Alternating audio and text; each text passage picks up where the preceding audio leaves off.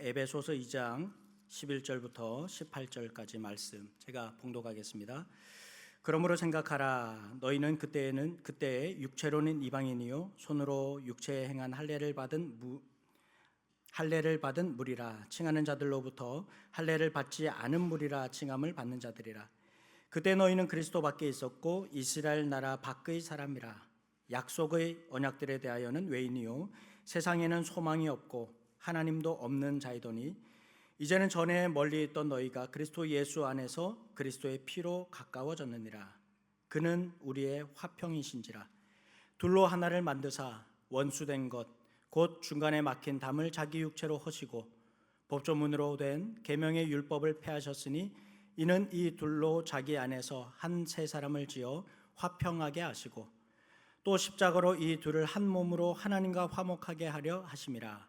원수된 것을 십자가로 소멸하시고 또 오셔서 먼데 있는 너희에게 평안을 전하시고 가까운 데에 있는 자들에게 평안을 전하셨으니 이는 그로 말미암아 우리 둘이 한 성령 안에서 아버지께 나아감을 얻게 하려 하심이라. 아멘. 지난 목요일입니다. 지난 목요일이 개구리가 겨울잠에서 깬다는 경칩이었습니다. 경칩이 되면 이제 봄이다 그러지 않습니까? 그런데 오늘 날씨 보니까 개구리가 이 달력만 보고 나왔다가는 얼음 sul기 딱 좋은 날씨입니다. 이동기 집사님 그러시는데 옥상에 갔더니 얼음이 꽝꽝 얼었다 그래요. 제주도 또 강원 산간 지방에는 지금 눈이 많이 내리지 않았습니까? 경칩이 되면 저는 생각나는 분이 있습니다. 1936년 베를린 올림픽에서 금메달을 땄던 손기정 선수 아시죠? 그런데 손기정 선수의 선생님, 담임 선생님이셨던 분이 있습니다. 그리고 이 담임 선생님이 마라톤 코치이기도 했는데요. 김교신 선생님이라는 분입니다. 그런데 김교신 선생님은 일제강점기의 민족주의자로 그리고 또 교회 지도자로 훨씬 더 잘 알려져 있습니다. 선생님이 성서조선이라는 월간지의 주필이기도 했는데요. 글 가운데서 조와라는 글이 있습니다. 개구리의 죽음을 애도하는 글이라는 내용입니다. 이 글 때문에 매년 경칩이 되면 김교신 선생님이 생각이 납니다. 선생님 매일 새벽 4시에 북한산에 올라가서 계곡물로 목욕을 하고 기도를 하셨다고 합니다. 그런데 어느 날 기도하다가 개구리 몇 마리가 웅덩이에서 이렇게 노는 것을 보았죠. 그러다가 날씨가 추워지니까 매일 보던 개구리가 이제 조금씩 이제 사라지기 시작합니다. 그리고 마침내 얼음이 얼면서 개구리가 완전히 사라졌습니다. 동면에 들어간 것이겠죠. 그런데 추운 겨울이 지나고 마침내 봄이 왔습니다. 그러던 어느 날 물웅덩이에서 동사한 개구리가 이렇게 물웅덩이에 이렇게 떠오르는 것을 보게 되었습니다. 선생님은 조와라는 글에서 이 상황을 이렇게 묘사했습니다. 제가 읽어보겠습니다. 짐작컨대 지난 겨울에 비상한 혹한에 이런 참사가 생긴 모양이다. 동사한 개구리 시체를 모아 매장하여 주고 보니 담저에 아직 2마리가 기어다닌다. 전멸은 면했나 보다.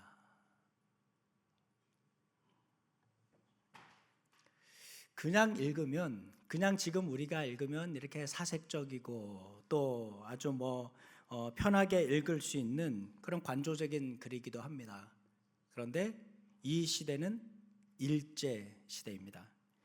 겨울에 비상한 혹한은 극악무도한 일본 제국주의자들 말하는 것이겠죠. 전멸을 면한 개구리는 해방을 맞이할 우리 민족입니다. 편하게 읽을 수 있는 이 글인데 이 시대는 일제의 폭압 통치가 극에 달하던 1942년 성서조선 3월에 실린 글입니다.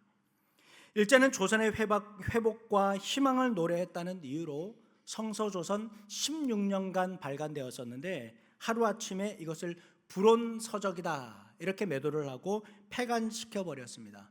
그리고 주필이었던 김교신 선생님과 또 독자들 12명을 옥에 가두었습니다. 경칩이 되어도 봄을 노래할 수 없었던 시대가 있었습니다. 희망의 빛이 보여도 감히 입에 담을 수 없는 시대입니다. 무려 35년이나 되는 세월이 얼마나 절망적이었을까요? 성경에서 이스라엘을 애굽과 바벨론에서 포로 생활했던 그것을 사망에 빗댈 정도였으니까 엄혹했던 그 시절이 참 아득하게 느껴집니다. 이 사순절에 예수님의 십자가를 묵상하다 보면 죄로 인해서 사망에 머물렀던, 사망에 갇혀 있었던 우리의 삶도 그렇다라는 생각이 듭니다.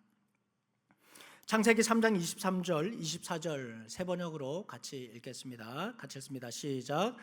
주 하나님은 그를 에덴 동산에서 내쫓으시고 그가 흙에서 나왔으므로 흙을 갈게 하셨다. 그를 쫓아내신 다음에 에덴 동산의 동쪽에 그룹들을 세우시고 빙빙 도는 불칼을 두셔서 생명나무에 이르는 길을 지키게 하셨다. 우리 성경에서는 아담 하와를 내보내셨다. 지금 요거는 세 번역이거든요. 근데 여러분 성경 보십시오. 여러분 성경에 보시면 내보내셨다 이렇게 얘기했습니다. 그런데 번역 성경에서는, 세 번역이나 공동 번역 성경에서는 내쫓았다 이렇게 얘기했습니다. 23절에 또 24절에 내쫓았다, 쫓아내었다 이렇게 두 번이나 나오는데요. 우리말로는 같은데 원어로는 조금 다른 의미입니다. 23절에서 저 내쫓았다라는 단호하게 내쫓았다라는 말입니다. 그런데 24절에 나오는 쫓아내었다라는 말은 아주 인연을 끊어버렸다라는 겁니다. 완전히 단절했다라는 것입니다. 아담과 하와의 범죄로 인해서 하나님과 사람의 사이, 이 관계는 완전히 단절되었습니다. 그 무엇으로도 결코 복구할 수 없고 회복할 수 없는 것이었습니다. 하나님은 범죄한 아담과 하와를 하나님과의 관계에서 완전히 끊으시고, 관계만 끊으신 것이 아니라 방금 읽었던 이 말씀처럼 전능하신 하나님의 권위로 그 누구도 에덴 동산에 접근하지 못하게 하셨습니다. 생명나무에 이르는 길, 그 길을 막으셨습니다.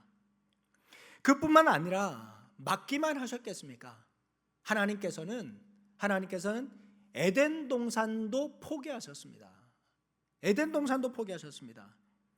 에덴 동산은 하나님의 통치와 주권, 무한한 사랑이 넘치는 곳입니다. 그런데 하나님께 에덴 동산은 아담과 하와가 있을 때 가치가 있는 것이지, 아담 하와 없는 에덴 동산 아무런 의미가 없었기 때문입니다.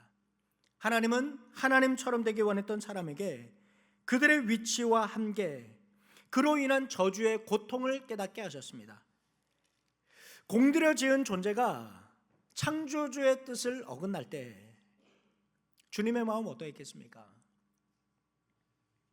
아니나 다를까 하나님은 곁길로 나간 자식에게 매를 들면서도 가슴으로는 눈물을 쏟는 어머니처럼 구속을 준비하셨습니다. 온 인류가 겪게 될 이 풍파, 험한 풍파를 이겨낼 수 있도록 아담과 하와에게 가죽옷을 지어 입히시죠.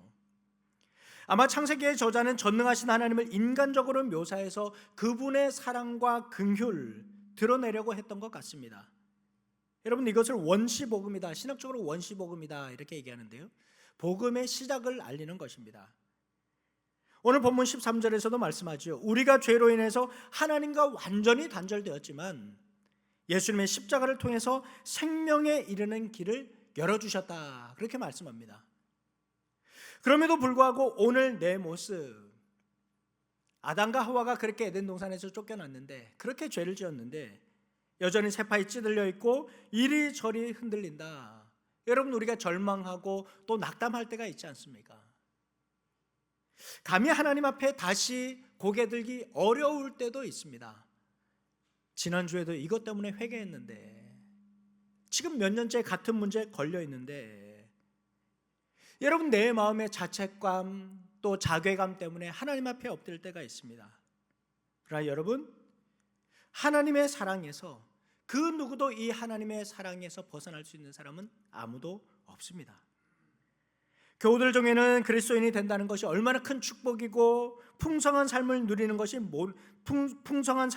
것인지 모른 채 그냥 믿음 생활 하시는 분들이 적지 않습니다. 마치 여행을 떠나는데 여행지에서 우리가 즐겨야 될 그 신나는 일들, 이거 경험하기도 전에 여행을 준비하다가 다 지치는 꼴입니다. 우리가 그리스도인이 된다는 것은 늘 직장인들 가슴속에 사표를 꽂고 다니면서 아니면 힘든 삶을 살아가는 그런 사람들에게 감당하기 힘든 그 율법을 하나 더 지키라고, 이것도 지켜야 된다, 저것도 지켜야 된다, 지키지 못하면 벌 받는다, 하나님 이것 원하시는 것 아니라는 것입니다. 오히려 하나님 우리를 자유하기를 원하십니다. 무거운 짐을 벗기시며 안식하게 하는 것입니다. 거듭 말씀드립니다. 하라는 것이 많고 하지 말라는 것이 있는 종교는 종교가 아닙니다. 그것 아닙니다. 하나님 우리가 행복하게 살기를 원하십니다. 이것 하나에 벌벌 떨고 저것 하나 때문에 우리가 하나님 두려워한다는 것, 여러분, 하나님 사랑 많으신 하나님 어떻게 그렇겠습니까? 그리스도인으로 산다는 것은 내가 내 삶의 주인이었고 소망 없이 살았던 내가 이제는 하나님을 내 삶의 주인으로 모시고 사는 것입니다. 놀랍고 경이로우며 감사와 기쁨이 넘쳐나는 것이죠. 이 사랑이 수천 년을 이어왔고 오는 세대도 흘러갈 것입니다. 얼마나 많은 간증이 있습니까? 얼마나 많은 기적과 이적이 있었습니까?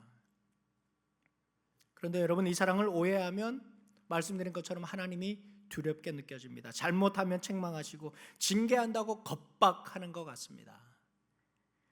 예수님은 재판정에 앉은 심판관이 아닙니다. 잘못한 사람 다치게 하고 사고나게 하고 중한 병이 들게 하는 고문 기술자가 아닙니다. 그런데 우리는 뭔 일만 생기면 이것 때문인가? 내가 기도를 안 해서 그런가? 지난주일 예배를 빠져서 그런가? 내가 성경을 안 읽어서 그런가? 헌금을 안 해서 그런가? 주님은 사랑과 평화, 섬김과 나눔이야말로 하나님께 나아가는 길임을 친히 보여주셨습니다. 이런 예수님의 모습이 어떤 이에게는 새로운 소망이었지만 또 어떤 이들에게는 거슬리는 것이었습니다. 의에 줄이고 목마른 사람들, 지금 슬퍼하는 사람들, 지금 배고프고 병들고 소외된 사람들은 하나님에게서, 우리 주님에게서 소망의 빛을 보았습니다. 새로운 희망을 보았습니다. 그러나 탐욕에 사로잡힌 사람들은 많은 것을 소유하고도 더 많은 것을 가지기 위해서 없는 사람들, 가난한 사람들의 목까지 뺏으려 하는 사람들은 예수님의 말씀이 그저 불편하기만 하죠. 그들은 내가 남들과 다르게 보여야 됩니다. 남들보다 높아져야 되고 더 대접받아야 되고 또 더 돋보여야지 직성이 풀리는 이들입니다. 평등과 평화, 그들의 가치가 아닙니다. 내가 왜 평등해야 됩니까? 내가 더 나은데, 내가 더 높아져야 되는데, 내가 남을 사랑하기보다 남이 나를 존경해 주기를 원합니다. 높은 성을 쌓아서 그 꼭대기에 내가 앉아야 되죠. 내가 돋보여야 되니까. 그래서 사탄이 예수님을 시험하면서 나에게 절하면 이 천하의 모든 영광을 다 내게 주겠다, 그렇게 말하지 않았습니까? 그런데 주님은 종으로 오셔서 가장 낮은 자리에서 오히려 그 영광을 우리에게 다 흘려주셨습니다. 본문 14절 같이 한번 읽겠습니다. 같이 읽습니다. 시작. 그는 우리의 화평이신지라 둘로 하나를 만드사 원수된 것 곧 중간에 막힌 담을 자기 육체로 허시고. 아멘. 예수님은 혼자 높아지고 혼자 독식하기 위해서 갈기갈기 찢어지고 나뉜 세상에 사랑으로 오셨습니다. 하나님과 죄인인 우리를 하나 되게 하셨을 뿐만 아니라 유대인과 이방인도 하나 되게 하셨습니다. 본문에서 말씀하죠. 우리도 이방인이었다고요. 우리도 이방인이었다고. 의인과 죄인, 남자와 여자를 차별하는 문화와 종교, 민족적인 그 경계를 가로질러서 모두가 누리는 평화, 새로운 세상을 만들기 위해서 주님은 십자가에 달려 죽으셨습니다. 당신의 몸을 내어주셨습니다. 사람을 나누는 담을 허물었습니다. 원수된 것을 없애시고 올가매는 모든 것으로부터 자유케 하셨습니다. 그래서 어느 신학자 그렇게 얘기하죠. 예수님께서 사역하셨던 그 행적을 가르쳐서 주님은 경계선을 가로질렀다. 경계선을 가로질렀다. 예수님은 사람들 사이를 해주고 다니면서 소통의 틈을 만들어내셨습니다. 그리고 그 틈 사이에다가 생명의 숨결을 불어넣으셨습니다. 사회적으로는 절대 만날 수 없는 신분들이 있죠. 눈도 마주치지 않을 것 같은 이들이 말을 붙이게 되었습니다. 세상이 모르는 서로의 아름다움에 눈을 뜨게 하셨습니다. 그런데 오늘 그리스도인들은 어떻습니까? 배타적이고 독선적인 모습만 보입니다. 예수 믿는 사람들, 누가 그러대요? 예수 믿는 사람들은 오늘 우리 사회에서 무조건 반대만 하는 사람들이다. 뭘 해도 반대하는 사람들이다. 우리라는 말은 좋지만 이것은 우리 밖에 있는 그들에 대한 배타성을 띠고 있습니다.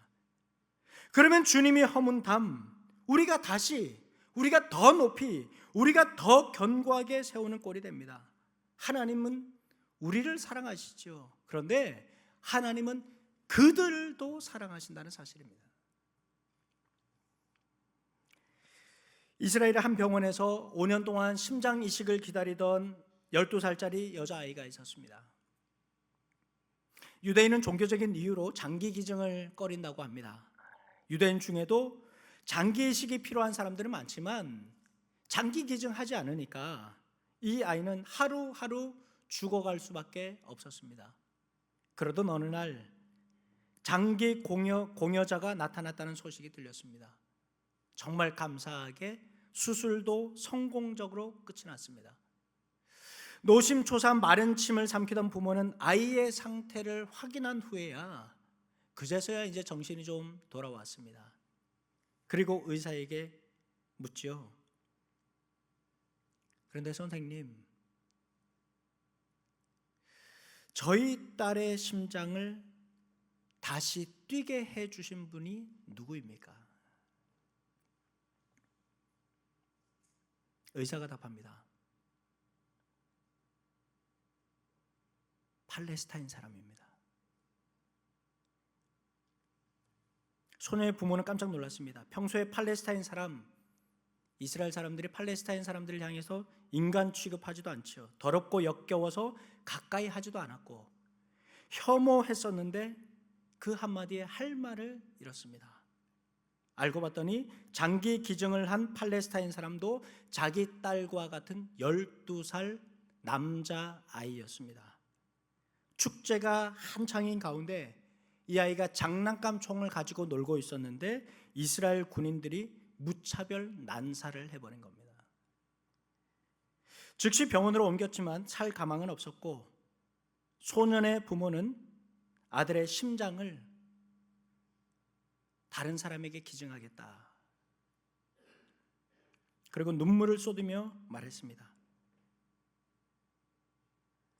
팔레스타인 사람이든 이스라엘 사람이든 상관없습니다.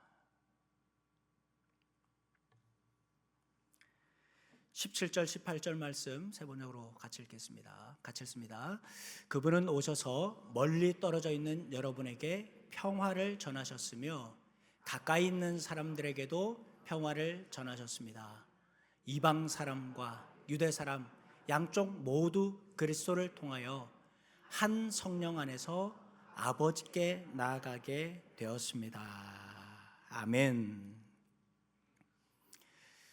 오늘 1층 로비에 가시면 김윤순 권사님의 새 작품이 걸려 있습니다.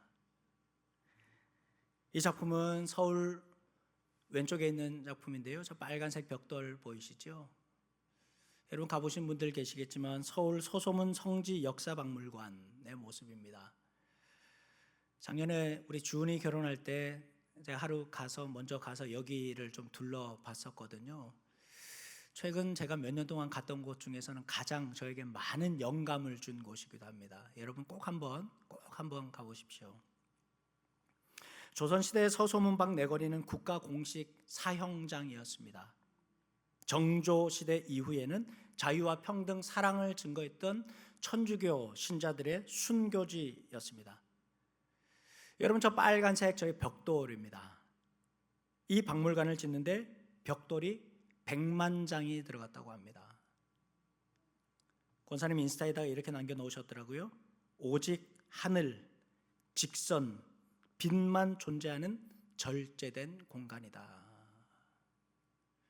여러분, 과장되게 그린 게 아니고요, 정말 저기에 서 있으면 사방이 벽으로 다 둘러싸여 있어가지고 저 하늘 외에 볼 수 있는 것이 아무것도 없습니다.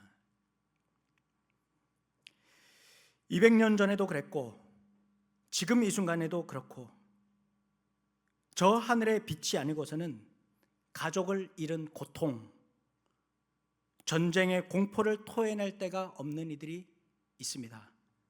미국과 이란, 러시아와 우크라이나, 파키스탄과 아프가니스탄, 전쟁의 참혹함이 그리 멀게 느껴지지 않는 요즘입니다.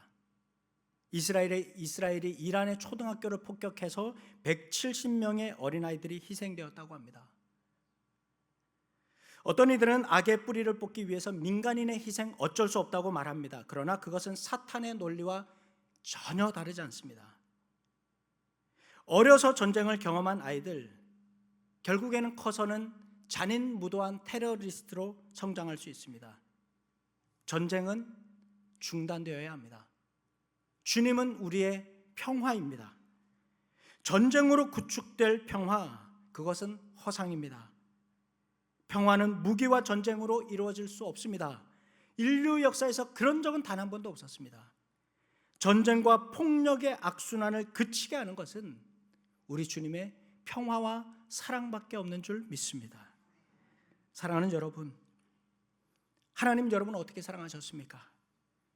그리고 주님이 십자가를 통해서 만드신 평화로운 세상의 모습 어떠해야 합니까? 갈라진 세상을 치유하시고 이어주실 분 오직 예수 그리스도의 십자가밖에 없습니다. 주님은 예수를 믿지 않는다고 해서,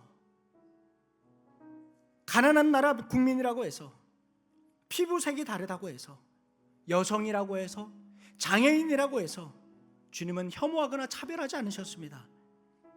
이 세상 모든 사람이 다 하나님의 백성이기 때문에 주님은 그들을 불쌍히 여기시고 고치시고 회복시키셨습니다. 주님은 우리의 평화입니다.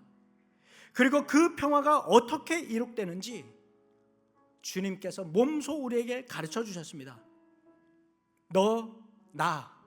너와 나의 담장을 허무는 것입니다.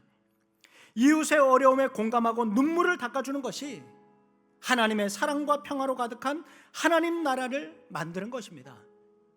하나님은 우리를 망가진 세상을 치유하고 싶어 하십니다. 이 세상을 우리를 통해서 회복시키고 싶어 하십니다. 우리를 통해서 삶의 어려움에 처한 이들을 돌보고 싶어 하십니다. 하나님은 풍성한 사랑으로 우리를 끌어안으시고 이제 우리에게 평화의 순례를 떠나라 말씀하십니다. 가진 것이 많아서가 아닙니다. 여유가 있어서가 아닙니다. 그저 우리가 하나님의 은혜와 평화 안에 살고 있기 때문입니다. 사순절 세 번째 주일입니다. 온 세계 평화를 위해서 기도해 주십시오. 그리고 막힌 담을 허물고 하나님의 사랑과 평화를 전하는 여러분 되시기를 주님의 이름으로 축원합니다. 이 시간 우리 함께 찬양하겠습니다. 꽃들도 함께 찬양할 텐데요, 이곳에 생명샘이 솟아나서 정말 그 마른 땅 가운데 꽃이 피어나는 그 놀라운 은혜가 있기를 소망하는 마음으로 이 찬양하고 함께 기도하겠습니다. 이곳에 생명샘 솟아나 눈물 골짝 지나갈 때에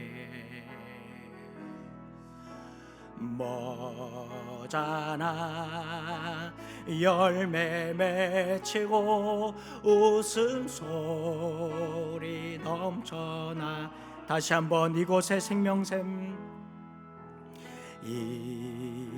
이곳에 생명샘 솟아나 눈물 골짝